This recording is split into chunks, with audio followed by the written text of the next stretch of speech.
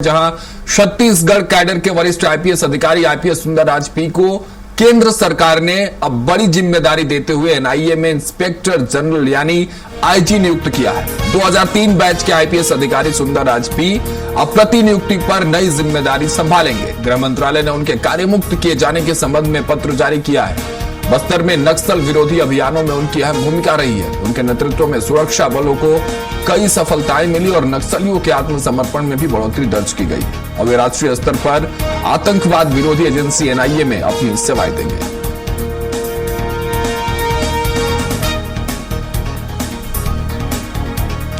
हमारे सहयोगी दिलीप साहू इस खबर पर और अधिक जानकारी के साथ हमारे साथ जुड़ रहे हैं। दिलीप, सुंदरराज एक बड़ा नाम है छत्तीसगढ़ में। अगर प्रशासनिक सेवाओं में बात करें, उनकी कार्यशैली की बात करें, अब उनको एक नई जिम्मेदारी दी गई है। सीधे केंद्र में उनको एक नई जिम्मेदारी मिल रही है। इसको लेकर एक तो छत्तीसगढ़ के लिए सबसे बड़ी खबर है और खुशी की खबर होगी, और दूसरी बात, इनकी जिम्मेदारी जब बढ़ाई गई है तो ये किस तरह से देखा जा रहा है इस वक्त छत्तीसगढ़ में प्रशासनिक कुंबे में?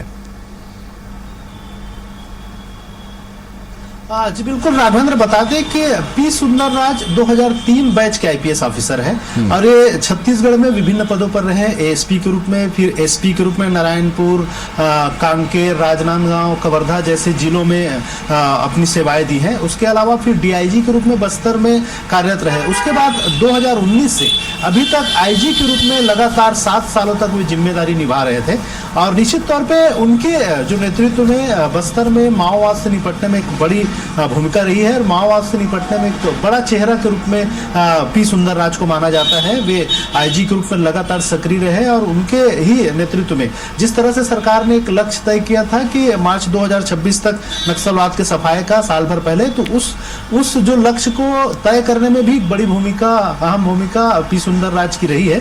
और वे लगातार न सिर्फ इंटेलिजेंस को मजबूत किया बल्कि लोकल लोगों को भी संगठित करने में कामयाब रहे। डीआरजी में भर्तियां करवाई, बहुत सारे जो लोकल स्थानीय जो युवा है उन्हें नक्सलवाद के खिलाफ खड़ा करने में उनकी अहम भूमिका रही, जिसकी बदौलत हर बड़े जो मुकाम है वो हासिल किए।